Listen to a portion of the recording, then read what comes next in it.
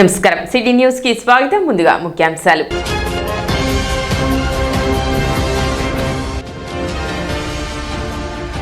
పౌర సంఘాల ఆధ్వర్యంలో రాష్ట్ర బీసీ సంక్షేమ సంఘం అధ్యక్షులు కేసన శంకరరావుకు ఆత్మీయ అభినందన సభ.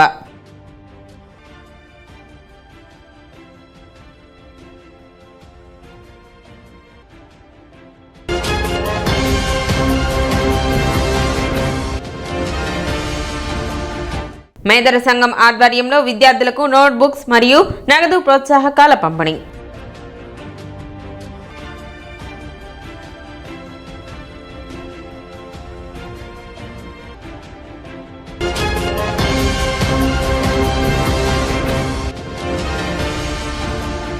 తెనాలి నియోజకవర్గంలో జరుగుతున్న పంట కాలువల మరమ్మత్తు పనులను పరిశీలించిన మంత్రి నాదెండ్ల మనోహర్.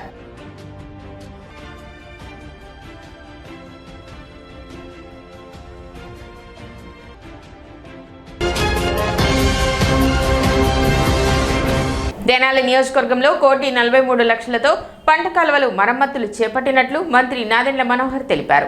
ఆదివారం తెనాలి మండల గ్రామం అంగులగుదురు, కోపల్య, గుడివాడ గ్రామాలలో జరుగుతున్న కాలువల మరమ్మత్తు పనులను మంత్రి నాదెండ్ల మనోహర్ పరిశీలించారు. ఈ సందర్భంగా ఆయన మాట్లాడుతూ తెనాలి నియోజకవర్గంలో 47 కిలోమీటర్ల మేర పంట కాలువల మరమ్మతులు చేపట్టినట్లు చెప్పారు. 4-5 రోజులలో పనులను పూర్తి చేయడం జరుగుతుందని తెలిపారు. జేఎంజే కాలేజీ వద్ద ప్లాస్టిక్ వ్యర్థాలతో కాలువ నిండిపోయిందని, ప్రజలు వ్యర్థాలను కాలువల్లో పడవేయకుండా సహకరించాలని విజ్ఞప్తి చేశారు. నీరు వృధా కాకుండా దిగువ ప్రాంతాలకు ఉపయోగపడే విధంగా ఒక ప్రణాళికతో కాలువల మరమ్మతులు చేపట్టినట్లు ఆయన వెల్లడించారు. కార్యక్రమంలో పలువురు కూటమి నాయకులు పాల్గొన్నారు. కాలువల మరమ్మతులు ఒక ప్రణాళికబద్ధంగా దాదాపు 1,43,00,000 రూపాయలతోటి 47 కిలోమీటర్ల కాలువలు ఖచ్చితంగా మనకి రైతులకు ఉపయోగపడే విధంగా, అదేవిధంగా వర్షాలు పడినప్పుడు కాలువల్లో మనం సాగునీరు కోసం, రైతుల కోసం ఉపయోగపడే విధంగా ప్రభుత్వం అందించినప్పుడు మన కృష్ణా వెస్టర్న్ డెల్టా నుంచి ఎక్కడ కూడా ఆటంకం కలగకుండా సక్రమంగా దిగువ ప్రాంతాలకి కూడా రైతులు సంతోషించే విధంగా జరగాలన్న ఒక ప్రక్రియలో భాగంగా ఈరోజు నియోజకవర్గంలో అనేక ప్రాంతాల్లో పనులు జరుగుతున్నాయి. ఇందాక అంగల్కుదురులో చూసాం, ఇప్పుడు కోపల్లి, గుడివాడలో కూడా మనం పర్యవేక్షించి చూసాం. ఖచ్చితంగా ఒక 4-5 రోజుల్లో ఈ వర్క్లన్నీ కూడా ఇంకా వేగవంతంగా ముందుకెళ్ళి వర్షాలు వచ్చే లోపు మన నియోజకవర్గంలో మన ప్రజలందరికీ కూడా ఈ కార్యక్రమం ఉపయోగపడే విధంగా స్థానిక సంస్థల్లో ఉన్న ప్రజాప్రతినిధులు, అదేవిధంగా మన డిస్ట్రిబ్యూటరీ ఛానల్ కమిటీ మెంబర్లు అందరూ కూడా దీంట్లో పాల్గొనాలి. అంతిమంగా మన రైతాంగానికి ఉపయోగపడే విధంగా, మన ప్రజలకు ఉపయోగపడే విధంగా ఎవరు కూడా రేపటి రోజున కష్టపడి మనం స్టోర్ చేసుకున్న నీళ్లు క్షేత్రస్థాయిలో మనం వదిలినప్పుడు అది దుర్వినియోగం కాకుండా, వృధా కాకుండా ఉపయోగించుకోవాలి. అదేవిధంగా ఇందాక అంగల్కుదురు జేఎంజే కాలేజ్ దగ్గర మనం చూసాం, ఊహించని విధానంలో భయంకరంగా ప్లాస్టిక్ అనేది డైరెక్ట్గా కాలువల్లో వదిలేసి మున్సిపాలిటీ నుంచి మనకి గ్రామాల్లోకి తరలి వస్తున్నాయి. ఇది చాలా ఇబ్బందికరమైన పరిస్థితి. ప్రజలందరినీ కూడా నేను కోరుతున్నాను, దయచేసి మీరు సహకరించాలి. తడి చెత్త, పొడి చెత్త అనే కార్యక్రమం మనం చేస్తున్నాం, ఇంటింటికి వచ్చి మనం సేకరిస్తున్నాం. సో ఈ కార్యక్రమంలో మీరు అర్థం చేసుకోండి, మీరే చూసుంటారు ప్రజలందరూ కూడా ఏ విధంగా 3 రోజుల నుంచి తీస్తున్నా కూడా ఆ కాలువల్లో ఇంకా భయంకరంగా వ్యర్థాలు, అదేవిధంగా ప్లాస్టిక్ బాటిళ్ళు, అనేక పదార్థాలు అన్నీ కూడా దాంట్లో ఉన్నాయి. సో ఇవన్నీ కూడా మనం దూరదృష్టితో ఆలోచించుకొని అంతిమంగా మన ప్రాంతానికి మనం పారిశుద్ధ్యం విషయంలో మన ఆరోగ్య సమస్యలు రాకుండా చూసుకోవాల్సిన బాధ్యత ఉంటుంది. కాబట్టి ప్రజలందరినీ నేను మనస్ఫూర్తిగా కోరుతున్నాను, దయచేసి మీరు సహకరించండి. జూలై 7వ తేదీన జరిగే ఎంఆర్పీఎస్ ఆవిర్భావ దినోత్సవ వేడుకలను జయప్రదం చేయాలని మహాజన సోషలిస్ట్ పార్టీ రాష్ట్ర అధ్యక్షులు విశ్వనాథ్ మాదిగ తెలిపారు. ఎంఆర్పీఎస్ ఆవిర్భావ దినోత్సవాన్ని పురస్కరించుకొని వ్యవస్థాపక అధ్యక్షులు మందకృష్ణ మాదిగ ఆదేశాల మేరకు ఎంఆర్పీఎస్ నూతన నిర్మాణంలో భాగంగా ఈ నెల 20వ తేదీన గుంటూరు జిల్లా సమావేశాన్ని ఏర్పాటు చేసి నూతన కార్యవర్గాన్ని ఏర్పాటు చేయడానికి జరుగుతున్న నెల రోజుల కార్యక్రమంలో భాగంగా జిల్లా కన్వీనర్గా తెనాలి వచ్చినట్లు విశ్వనాథ్ మాదిగ తెలిపారు. ఏ ఆశయం కోసం ఎంఆర్పీఎస్ ఏర్పడిందో ఆ ఆశయ సాధన కోసం కృషి చేస్తామని తెలిపారు. సమావేశంలో ఎంఆర్పీఎస్ జిల్లా అధ్యక్షులు సుధీర్ మాదిగ, పట్టణ అధ్యక్షులు బోస్ మాదిగ, మాదిగ మహిళా సమాఖ్య సీనియర్ నాయకురాలు ఆలపాటి కరుణ మాదిగ, జగజ్జీవన్ రావు మాదిగ, లక్ష్మణ్ మాదిగ, కూచిపూడి రామారావు, ఎంఆర్పీఎస్, ఎంఎస్పీ అనుబంధ సంఘాల నాయకులు పాల్గొన్నారు.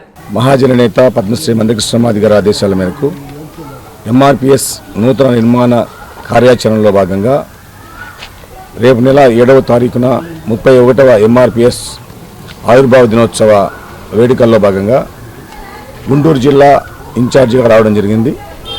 ఈ నెల 5వ తారీఖున గుంటూరు జిల్లా సమావేశం ఏర్పాటు చేసి 10 రోజుల తర్వాత పూర్తిగా అన్ని నియోజకవర్గాలు 18 మండలాలు 7 నియోజకవర్గాలు గుంటూరు 1 and 2 దాదాపు 242 పల్లెల్లో మరి మాదిగా నూతన కార్యవర్గాన్ని ఏర్పాటు చేయడానికి ఎంఆర్పిఎస్ నూతన నాయకత్వాన్ని ఏర్పాటు చేయడానికి మరి 1 నెల రోజుల సమయం పద్మశ్రీ మందకృష్ణ మాది గారు ఇవ్వడం జరిగింది.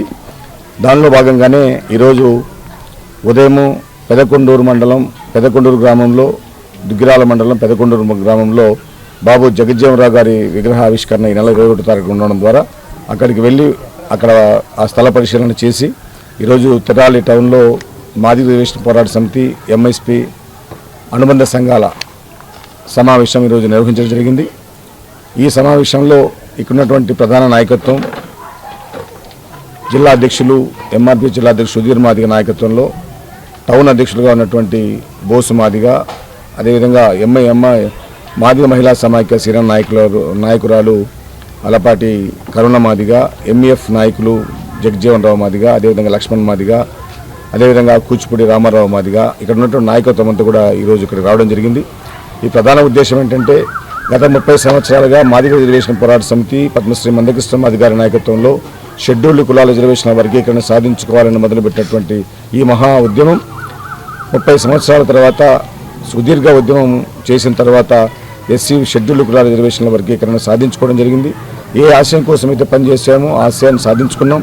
అదేవిధంగా గత 30 సంవత్సరాలుగా ఒక ఎంఆర్పిఎస్ ఉద్యమమే కాదు, వర్గీకరణ ఉద్యమమే కాదు, సమాజంలో ఉన్నటువంటి ఇతర ఆదరణ నోచుకున్నటువంటి వర్గాల యొక్క మరి ప్రయోజనాల కోసం విస్తృతమైనటువంటి కార్యాచరణని చేపట్టి వృద్ధులు, వితంతువులు, వికలాంగులు, అదేవిధంగా చిన్నపిల్లలకు సంబంధించినటువంటి పోరాటాలు చేసి వారికి రావాల్సినటువంటి పథకాలు కూడా సాధించిపెట్టి ఏదైతే ఈ సమాజం ఆదరించినటువంటి ఒక ప్రయోజనాలను కూడా వారికి మేము సాధించి జరిగింది మందకృష్ణ మాది గారి నాయకత్వంలో. తెనాలి ప్రకాశం రోడ్లో నూతనంగా నెలకొల్పిన యాక్టివ్ లైఫ్ ఫిజియో కేర్ మరియు ఇన్ పేషెంట్ రిహాబిలిటేషన్ సెంటర్ ప్రారంభోత్సవం ఆదివారం జరిగింది. గంగనమ్మపేట కిమ్స్ హాస్పిటల్ నందు జనసేన నాయకులు doctor Bandaru Ravikanth, doctor Sandeep, doctor చిత్రల ఆధ్వర్యంలో ఏర్పాటు చేసిన యాక్టివ్ లైఫ్ ఫిజియో కేర్ మరియు ఇన్ పేషెంట్ రిహాబిలిటేషన్ సెంటర్ను మంత్రి నాదెండ్ల మనోహర్ ముఖ్య అతిథిగా పాల్గొని ప్రారంభించారు. తెనాలిలో ఫిజియోథెరపీ కోసం ప్రత్యేకంగా క్లినిక్ ఏర్పాటు చేయడం హర్షించదగ్గ విషయం అన్నారు. ఇన్పేషెంట్ సౌకర్యంతో ఫిజియోథెరపీ క్లినిక్ ఏర్పాటు చేసిన doctor Ravikanth, doctor Sandeep, doctor చిత్రలను మంత్రి నాదెండ్ల మనోహర్ అభినందించారు. కార్యక్రమంలో పలువురు పట్టణ ప్రముఖులు, వైద్యులు పాల్గొన్నారు.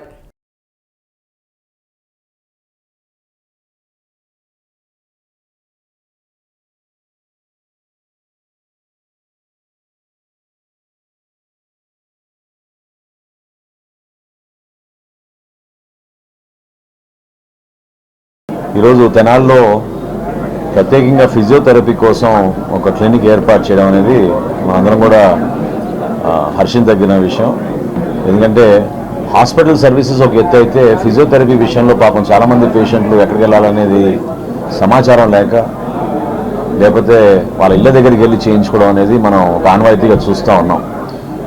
దాదాపు ఒక పెద్ద హాస్పిటల్ సెంటర్గా మనకి తెనాలి ఎప్పటి నుంచో ప్రసిద్ధిగాంచిన మన ఊరు.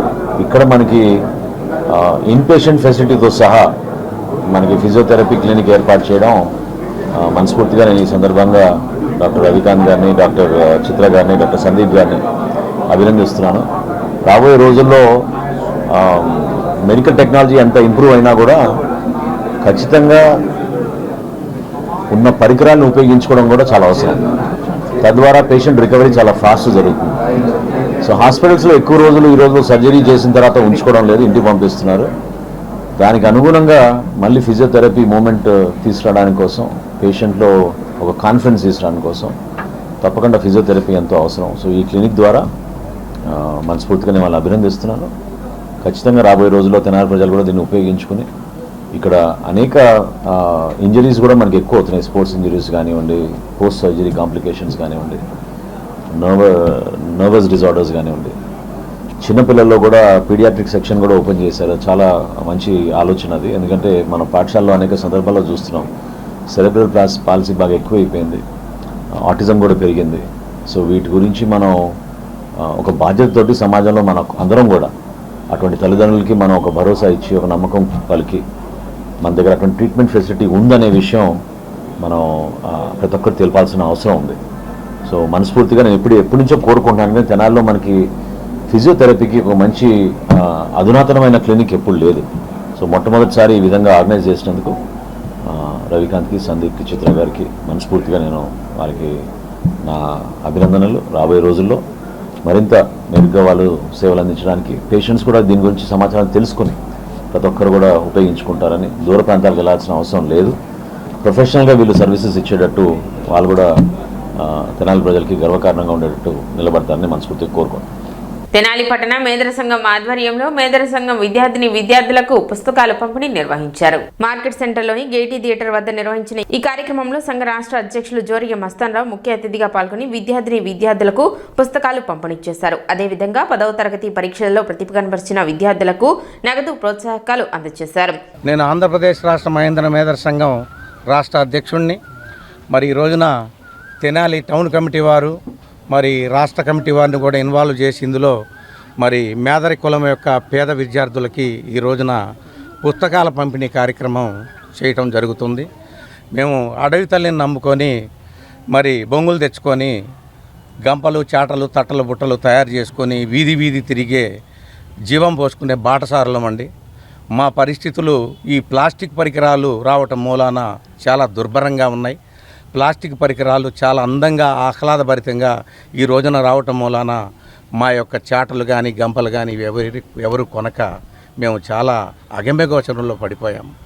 ఇంతకుముందు మాకు సొసైటీలు కూడా ఉండేవి, మరి ఆ సొసైటీలు కూడా ఇవాళ మరుగున పడిపోయినవి.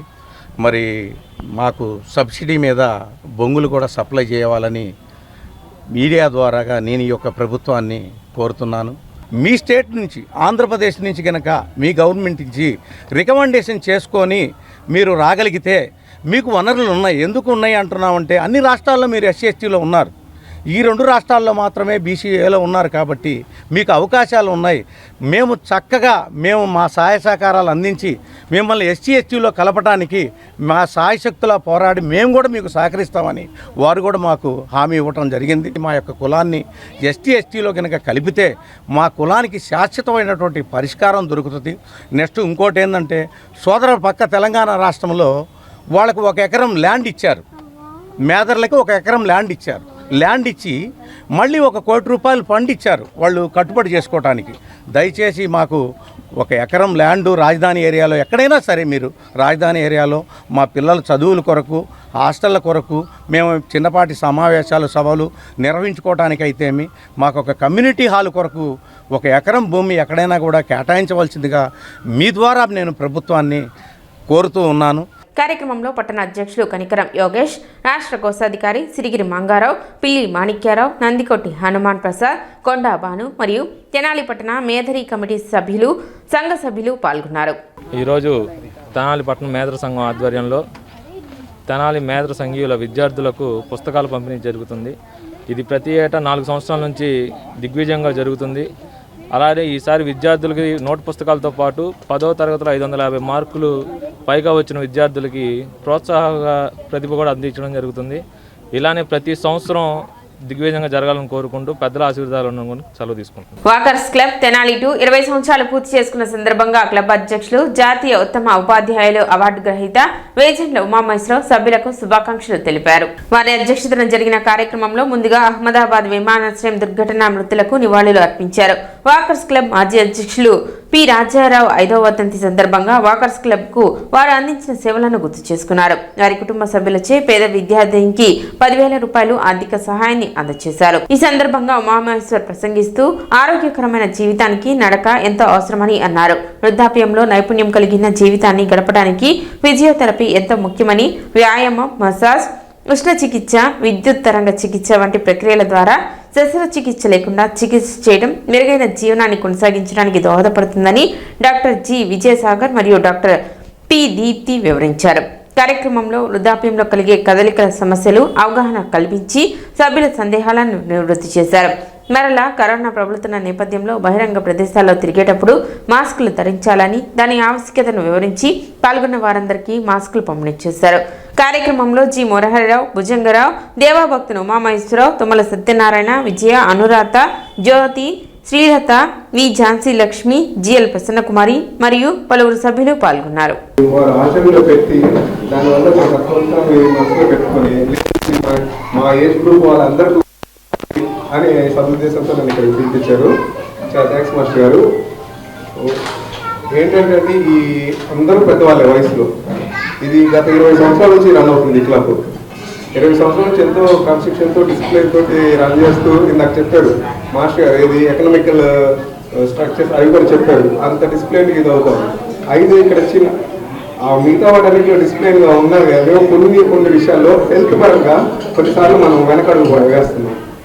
చేయాల్సింది చేద్దాం అనుకున్నా కూడా చేయలేకపోతాం.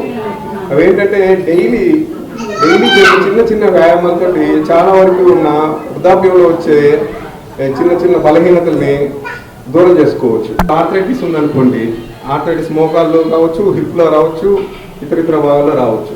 అయితే ఎముక అరిగిపోయిన తర్వాత మనం అరిగిపోయింది కదా దీనికి మెడిసిన్ తీసుకుందాం అనుకుంటాం. అరకం ముందే కండరాలని మనం స్ట్రెంథెన్ చేసుకుంటే, దృఢపరచుకుంటే ఎక్సర్సైజ్ ద్వారా ఆ జాయింట్ మీద స్ట్రెస్ పడదు.